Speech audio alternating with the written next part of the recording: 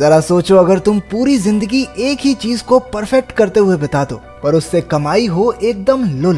कुछ ऐसी ही कहानी है आयरन हेड की, जो एक 60 साल का आदमी है जिसका सर लोहे से भी ज्यादा मजबूत है। बचपन से ही आयरन हेड और उसके भाई बहन को उनके मास्टर ने ऐसी ही खतरनाक कुंफू ट्रेनिंग दी है। एक छोटी उम्र में ही आयरन हेड अपने सर से बिना दर्द महसूस किए ईंटें तोड़ सकता था। उसका भाई आयरन क्रॉच, जिसे हम लोहे के गहनों वाला भी कह सकते हैं, उसने लोहे के डंडे से मार मार कर अपने शरीर के नाजुक इलाकों को पत्थर जैसा बना दिया। उनकी बहन रोर अपनी चीख से लोगों की जान तक ले सकती थी। उसकी हंसी सुनकर ही लोगों के कान के पर्दे फट जाते। वो रोज कम से कम 5 क्लास तोड़कर अपने गले की ट्रेनिंग किया करती। उन तीनों को बचपन में तो अपनी काबिलियत के लिए खूब वाहवाही मिली, लेकिन जैसे जैसे वो बूढ़े होते गए लोगों ने उनमें दिलचस्पी लेना बंद कर दिया। वो तीनों लगभग पूरी जिंदगी बेरोजगार ही रहे, जिससे अब आयरन हेड के सर पर लाखों का कर्ज हो चुका था। उसका सर लोहे की चोट तो सह सकता था, लेकिन कर्ज की नहीं। एक दिन लोन वसूलने वाले उसके घर आ धमके और घर का सारा सामान उठाकर ले गए। उनके लीडर ने आयरन हेड के पुराने सर्टिफिकेट्स देखकर एक फालतू सी चीज पर अपनी पूरी जिंदगी झोंक देने के लिए उसका मजाक उड़ाया। अब वो अपनी जिंदगी से परेशान हो चुका था और उसे बदलना चाहता था। 60 साल की उम्र में वो नौकरी ढूंढने बाहर निकल गया। उसने सड़क पर कुछ छोटे मोटे गुंडों को आपस में पैसे बांटते देखा। इतने पैसे देखकर आयरन हेड हैरान रह गया और उसने भी उनके ग्रुप में शामिल होने की ठान ली। वो उनका पीछा करता हुआ उनके अड्डे तक जा पहुंचा। राइकर नाम का एक गुंडा उसे बाहर फेंकने ही वाला था कि उनके लीडर जाई ने उसे रोक दिया और कहा कि अंकल की बात सुन लेने दो भाई। लेकिन जब उसे पता चला कि ये 60 साल का बुढ़ा उनके ग्रुप में शामिल होना चाहता है तो वो जोर जोर से हंसने लगा। आयरन हेड ने उनसे अपनी ताकत दिखाने का एक मौका मांगा, लेकिन उन्होंने उसे बाहर भगा दिया। रात को आयरन हेड की बेटी उससे मिलने आई, लेकिन वो एक खुददार आदमी था जो अपनी बेटी से पैसे नहीं लेना चाहता था। अगली सुबह उसने फिर से जाई के गुंडों को सड़क पर देखा। वो जानबूझकर उनकी गाड़ी के सामने कूद गया। उन गुंडों ने उसे उठाया और पुलिस के लफड़े से बचने के लिए सीधा अपने अड्डे पर ले गए। उसका जज्बा देखकर आखिरकार जाई भी उसे एक मौका देने के लिए तैयार हो गया, लेकिन अपनी काबिलियत साबित करने के लिए आयरन हेड को एक जिद्दी आदमी से पैसे वसूल करने होंगे। वो इस चुनौती को स्वीकार करके उस आदमी को ढूंढने निकल गया। वो एक बड़ा बिजनेसमैन था जो अपने क्लाइंट के साथ एक रेस्टोरेंट में बैठा था। पहले तो आयरन हेड ने उसे आराम से पैसे वापस देने को कहा, लेकिन उस आदमी ने उसकी एक ना सुनी। इसके बाद आयरन हेड ने उसके खाने में थूक दिया। गुस्से में बिजनेसमैन ने उसके सर पर कांच की एक बोतल दे मारी, लेकिन पीछे हटने की बजाय आयरन हेड ने अपने ही सर पर वैसी 10-12 बोतलें और फोड़ डाली। उस बूढ़े आदमी की हालत देखकर आसपास के लोग बिजनेसमैन को कोसने लगे। इस पर शर्मिंदा होकर उसने आयरन हेड को अपना क्रेडिट कार्ड ही पकड़ा दिया। इस मुश्किल काम को पूरा करने के लिए जाई ने खुश होकर उसे 30% कमीशन दे दिया। उसके राइट हैंड राइकर को आयरन हेड की इतनी वाहवाही होती देखकर जलन होने लगी। उसने आयरन हेड के खिलाफ जाई के कान भरने की भी कोशिश की, लेकिन कुछ नहीं हुआ। अपने इस तरीके से आयरन हेड ने एक ही महीने में मोटा पैसा कमा लिया और उसका घर नई नई चीजों से भर गया। लेकिन उसने अपने काम का पता अपने लोहे के गहनों वाले भाई रोर और अपने मास्टर को नहीं लगने दिया, क्योंकि वो कभी भी उसे गुंडागर्दी नहीं करने देंगे। एक दिन उसे बाव नाम के एक आदमी से पैसे वसूल करने थे। उसने हमेशा की तरह अपना सर फोड़ा और बाव ने प्रेशर में आकर उसे अपने सारे पैसे दे दिए। उसके पास सिर्फ 30,000 युआन ही थे। आयरन हेड यही पैसे जाई के पास लेकर आया, लेकिन उसकी तरक्की से चिढ़े हुए राइकर ने कहा कि उनका रूल है कि वो आधे से कम पैसे कभी नहीं लेते। बाव ने उन्हें 3 लाख युआन देने थे और आयरन हेड सिर्फ 30,000 लेकर आया था। इस बात पर राइकर उसकी बेइज्जती करने लगा। गुस्से में आकर आयरन हेड ने भी 3 दिन के अंदर अंदर पूरे पैसे वसूलने का वादा कर दिया और शर्त रखी गई कि अगर वो पैसे ना ला पाया तो उसे अपनी जेब से वो सारे पैसे लौटाने होंगे। रात को घर लौटते वक्त राइकर ने अपने आदमियों के साथ उस पर हमला कर दिया और बाव के लोन के कागज भी फाड़ डाले। अब आयरन हेड के लिए बाव से पैसे लेना और भी मुश्किल हो गया था। वो घर पहुंचा ही था कि एक आदमी वहां उसे अपने लोन के पैसे लौटाने आ गया। आयरन हेड पैसे लेकर बहुत खुश हुआ, लेकिन तभी उसकी बेटी अपने पुलिस ऑफिसर पति के साथ वहां आ गई। उन्हें लगा कि वो आदमी आयरन हेड से कर्ज के पैसे वसूलने आया था, इसलिए उन्होंने उसे पैसे देकर जल्दी से भगा दिया। क्योंकि आयरन हेड उन्हें अपने काम के बारे में नहीं बताना चाहता था, इसी चक्कर में पैसे उसके हाथ से निकल गए।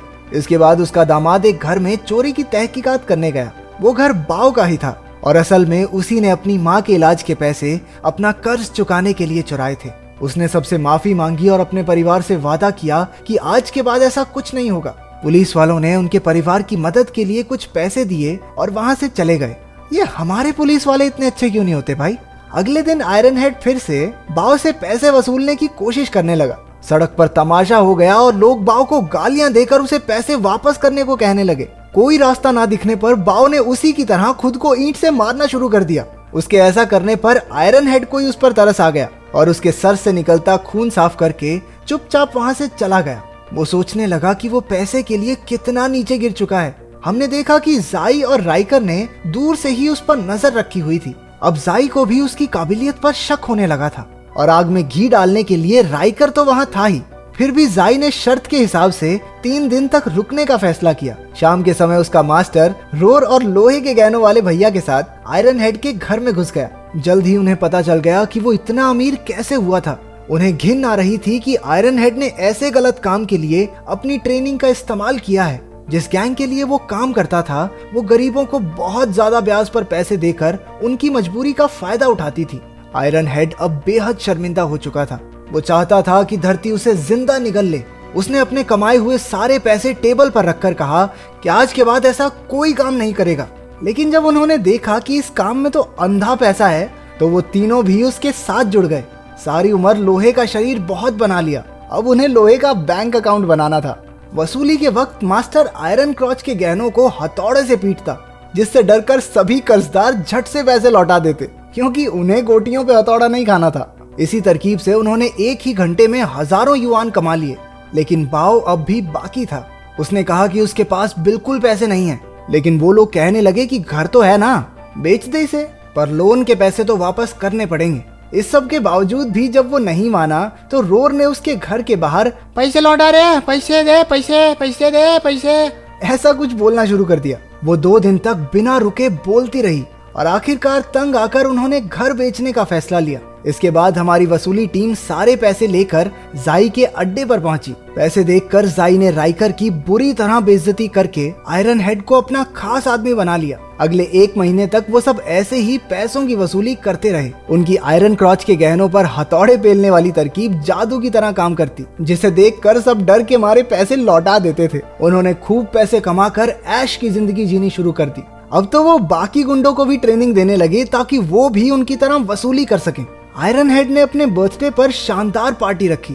तभी जाई ने सबको बताया कि गैंग का सबसे बड़ा बॉस यान शहर में आ चुका है। उसने आयरन हेड, जाई और बाकी गुंडों को अपनी कार में बुला के आगे का प्लान बताया। प्लान ये था कि अब वो लोग कॉलेज स्टूडेंट्स को भी लोन दिया करेंगे। यान उन बच्चों की मासूमियत का फायदा उठाना चाहता था। आयरन हेड को ये आइडिया बिल्कुल भी ठीक नहीं लगा, लेकिन वो बॉस के डर से चुप रहा।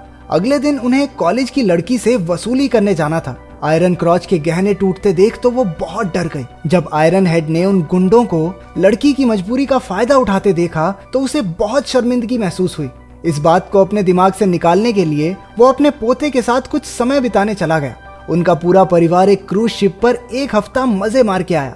उधर गुंडे उस कॉलेज की लड़की से कहने लगे, बस राइकर भैया के साथ 1 रात गुजार लो, सारा लोन माफ। गैंग के एक मेंबर लिंग ने इसके खिलाफ आवाज उठाने की कोशिश की, लेकिन उसके बॉस ने उसे धमकाकर साइड कर दिया। उधर ट्रिप पर आयरन हेड और उसका परिवार एक बीच पर घूम रहे थे जब उन्होंने बाओ की माँ और उसकी बेटी को देखा। उनके पास अब रहने की कोई जगह नहीं थी। बच्ची ने अपने परिवार की इस हालत का जिम्मेदार आयरन हेड को बताया। इस बात पर आयरन हेड के नाती और उस लड़की में झड़प हो गई।